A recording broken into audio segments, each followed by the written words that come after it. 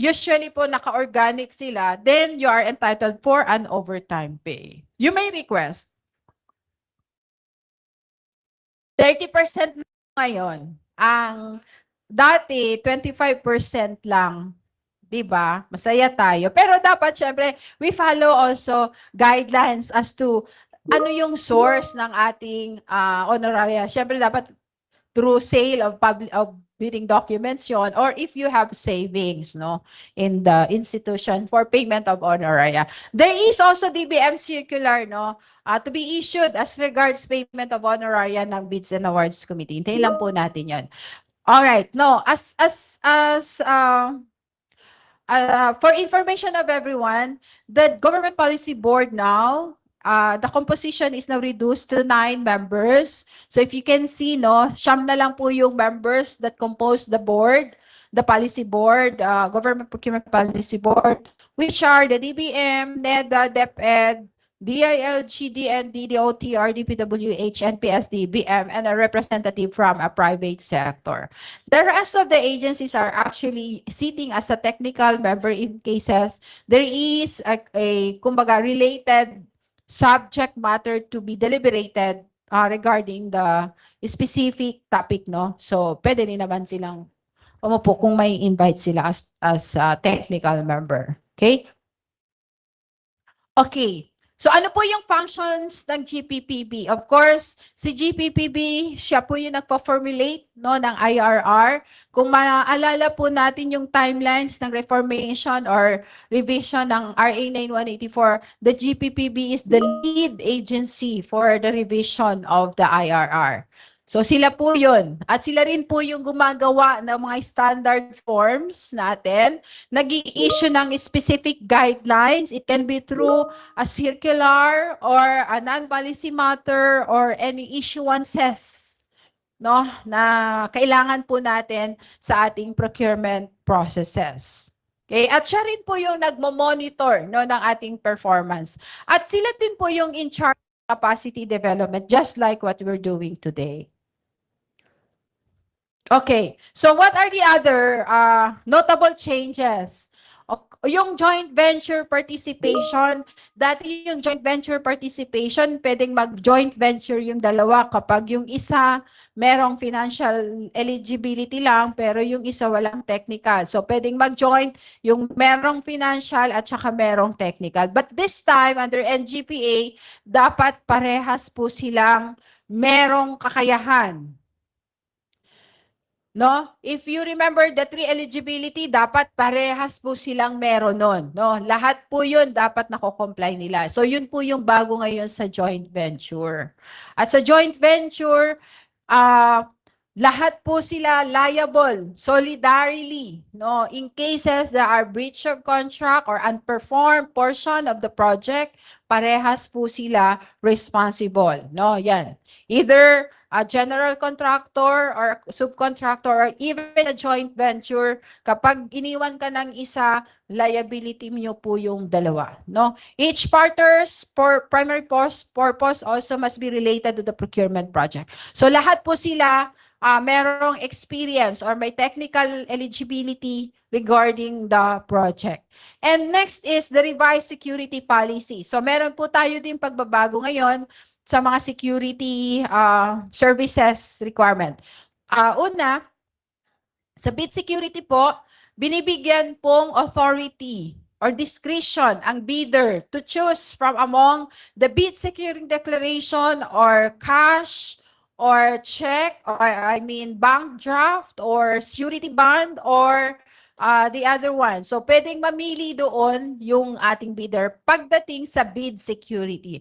Alam naman po natin na ang bid security is a document or a form of security na sinisiguro natin na ang bidder ay tatanggapin yung award kapag na-award sa kanya. Otherwise, pwede po nating i-forfeit yung kanilang bid security, Pero kung bid securing declaration, there are penalties that they are under oath stating that they will be penalized administratively kapag mayroon po silang hindi inaccept na award.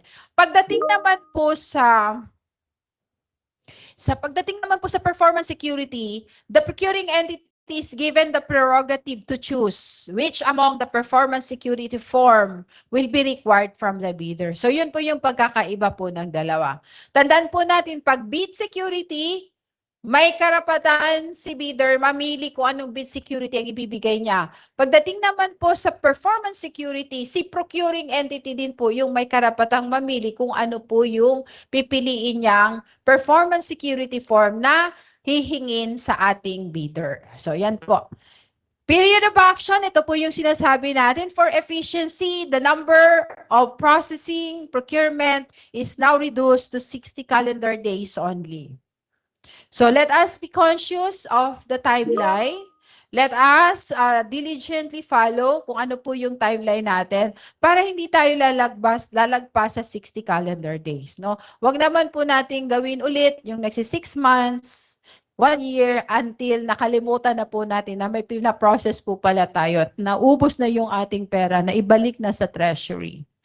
Okay? Now, it also expands. Yung lease of venue is now expand to movable properties. Pwede rin po nating gawin yon, no? Aside from the venue, pwede rin po tayong mag-lease ng property. Yan, lease of property. Not acquisition, ha? Lease lang.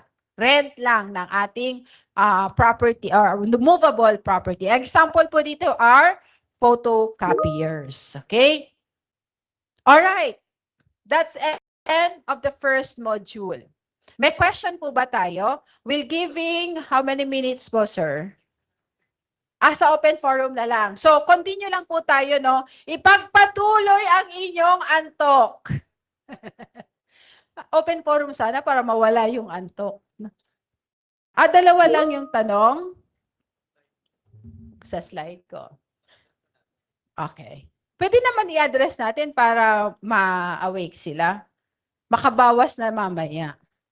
Sige po, sir. Kaya natin yan. Okay, well, for the first question po, to clarify po, does RA 12009 provides new documentary forms to be used in procurements and that will be submitted for liquidation reports? If I may clarify po, no, yung question niyo po ba, when you draw cash advance, kung nag-cash advance po kayo, tapos magli-liquidate po kayo, kailangan po ba ng procurement documents? Is that tama po ba yung pakakaintindi ko? Yes, I think kasi sabi niya for liquidation, no, ano po?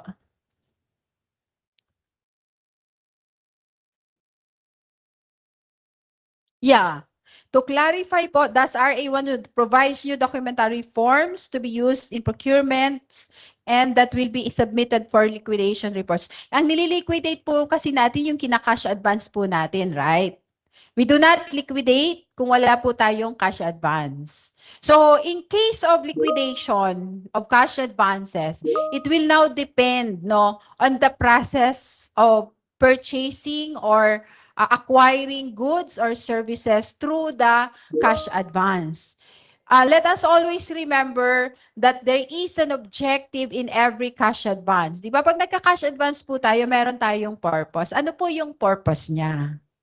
Kung ang cash advance po, ang purpose ay pagbili ng common use supplies and equipment or kailangan nyo sa school, then therefore, it will now depend on the modality kung paano nyo po binili yung items that is intended for the cash advance. So that when you liquidate it, kung ano po yung forms na nire-require ng modality in purchasing that specific item purposely, no? Subject to the cash advance, yun po yung i-attach natin. There's no standard form that fits all liquidation report. It will now depend on the manner on how you purchase the items subject to cash advance. Okay po? Thank you so much po. All right. O, isa lang pala. Pinag-isa na siguro ni Sir yung question. Akala ko dalawa. Meron pa po bang isa? Alright, basahin ko na lang po. You mentioned po about sustainability, yet RA 12009 prioritizes locally made products in procurement. What can you recommend when local brands are fragile? All right, thank you for that question. Yes, we adhere to sustainability, but of course, we also promote local products, Filipino first policy. But of course, if the Filipino product is not sustainable, sabi niyo nga po, what if it's fragile? So, the second question, is it sustainable? If it's not sustainable, even if it's a Philippine product, then we don't buy it. Kasi ang unang iniisipin natin, we buy Filipino product, yes. But does the Filipino product meets the quality requirement? If it did not meet, if it do not meet Filipino, it does not meet Filipino does not meet the quality requirements, parang inaantok ako. Kung hindi niya po nami-meet yung quality standard, then hindi natin siya pwedeng i-award kasi po magpe-fail po yung Philippine product. No? Then that is the time that we can now proceed to the next. Regardless kung foreign product siya or imported goods po siya. Okay? Yes, we adhere to sustainability, but if the Philippine product is fragile or does not meet the quality standards, then ano po yung purpose ng pagbili nyo? Kung ang purpose ng pagbili nyo is to get a quality or best product, then hindi po natin pwedeng i-award dun sa Filipino that will provide a less quality. Kasi yung pinakang objective po natin ay quality. Ano po? Yun. Because you cannot sustain sustainability if you fail to meet the quality requirements. So ganun lang po 'yun. Okay? Hindi naman po sinabi na babili natin yung Filipino product kahit hindi maganda. Hindi naman po 'yun sinasabi nung ating batas. Ano po? Yun. Thank you so much po. All right? So kung wala na pong question, some of the questions, follow-up questions will be entertained po after this. Okay. We are now moving on to the next module, which is strategic procurement planning. So, for all the end users here, please focus on this module po kasi makakatulong po ito sa atin. In fact, kanina during break time, plinay na po yung ating market scoping. So, papahapyawan ko lang kung saan papasok yung mga steps ng market scoping at saan importante yung market scoping. Alright? So, syempre, kailangan natin intindihan bakit ba kailangan ng procurement planning, bakit magma-market scoping, at ano po yung procedure ng procurement planning process natin, at ano yung strategies that can be adapted to make our procurement process successful through proper procurement planning. So these are actually strategies that we can adopt in procurement.